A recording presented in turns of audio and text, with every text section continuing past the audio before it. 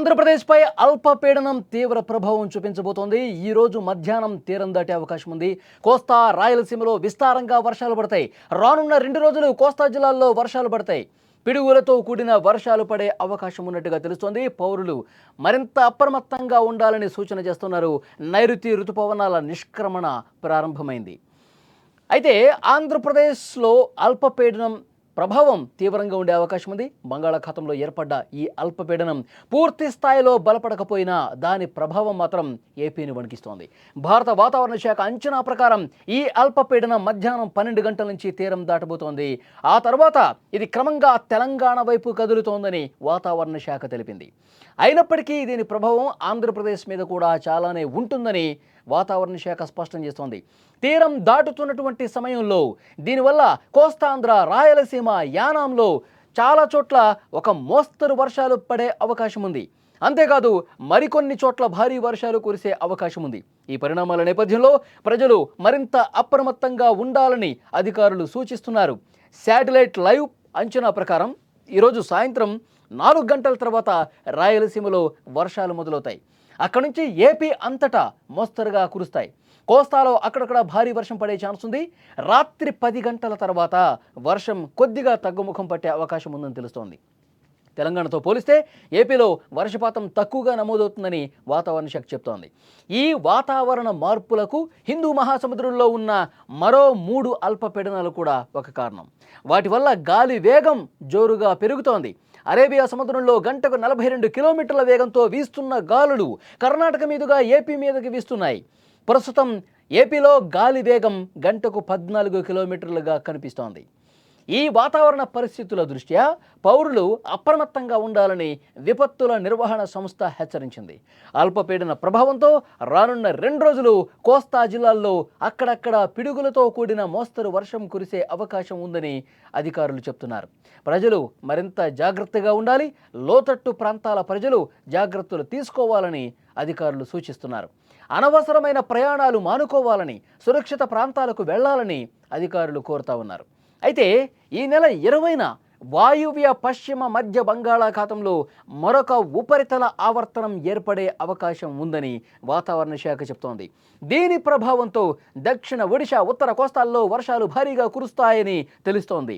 మరొక ముఖ్యమైనటువంటి సమాచారం ఏంటంటే నైరుతి రుతుపవనాల నిష్క్రమణ 2 రోజుల ముందే ప్రారంభం కానుంది. ఈ నెల 15 నుంచే పశ్చిమ రాజస్థాన్ నుంచి నైరుతి రుతుపవనాలు వెళ్ళిపోవటం మొదలవుతుందని భారత వాతావరణ శాఖ తెలిపింది.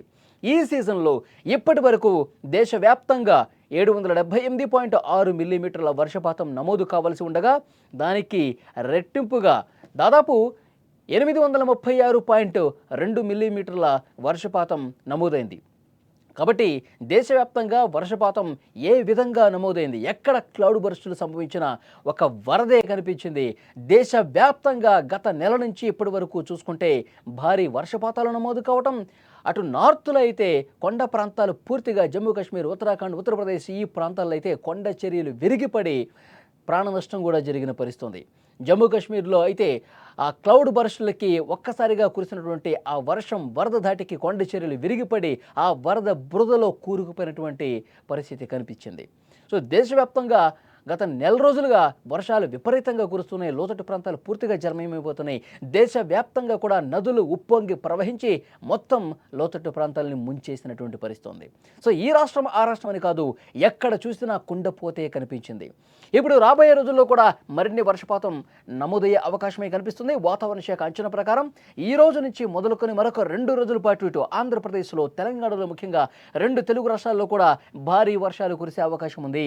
అక్కడ విశాఖపట్నం నుంచి శ్రీకాకుళం, విజయనగరం, విశాఖపట్నం, గోదావరి జిల్లాలు, కృష్ణా, గుంటూరు, ఇటు రాయలసీమలో కూడా అనంతపురం, చిత్తూరు, కడప, కర్నూలు, రాయలసీమలో కూడా ఒక మోస్తరు వర్షపాతం నమోదయ్యే అవకాశం ఉందన్నట్టుగా సమాచారం వస్తుంది. గాలి కూడా వేగం పెరిగే అవకాశం ఉన్నట్టుగా తెలుస్తుంది. ఈ నెల 15 తర్వాత ఇంకొక ఉపరితల ఆవర్తనం కూడా ఏర్పడే అవకాశం ఉంది. దాదాపు 20వ తారీఖు ఆ ప్రాంతాల్లో మళ్ళీ కుండపోతగా వర్షాలు కురిసే అవకాశం ఉంది. ఇప్పుడు 3 రోజుల పాటు ఆదివారం, సోమవారం వరకు కూడా 2 తెలుగు రాష్ట్రాల్లో చాలా చోట్ల మోస్తరు నుంచి భారీ వర్షాలు కురిసే అవకాశం ఉంది. ప్రజలు జాగ్రత్తగా ఉండాలి, అప్రమత్తంగా ఉండాలని చెప్తున్నారు. సముద్రం వరకు వేటకు ఎవరు కూడా మత్స్యకారులు వెళ్ళొద్దని చెప్పి అధికారులు చెప్తా ఉన్నారు. ఎందుకంటే సముద్రంలో అలల పెరుగుతోంది. అలలు విపరీతంగా పెరిగే అవకాశం కనిపిస్తోంది. వేగంగా ఎగసిపడే అవకాశం ఉన్నటువంటి నేపథ్యంలో ఎవరూ కూడా అటు వెళ్ళొద్దని చెప్తున్నారు. ఇక తీర ప్రాంతాల్లో లోతట్టు ప్రాంతాలు ఏవైతే ఉన్నాయో ఆ ప్రజలు మరింత అప్రమత్తంగా ఉండాలని చెప్తున్నటువంటి పరిస్థితి ఉంది. ఇక్కడ తెలంగాణలో కూడా హైదరాబాద్ కావచ్చు, రంగారెడ్డి కావచ్చు, వికారాబాద్ కావచ్చు, చుట్టుపక్కల నాగర్ కర్నూలు, మహబూబ్ నగర్, మహబూబాద్, వరంగల్, ఖమ్మం ఈ ప్రాంతాలన్నింటిలో కూడా ఒక మోస్తరు నుంచి వర్షపాతం కురిసే అవకాశం ఉంది. భారీ వర్షాలు కూడా కొన్ని చోట్ల కురిసే అవకాశం ఉన్నట్లుగా చాలా స్పష్టమైన సమాచారం వస్తుంది. ఆంధ్రప్రదేశ్లో సోమ మంగళవారాల వరకు భారీ వర్షాలు అక్కడక్కడ నమోదయ్యే అవకాశం ఉంది.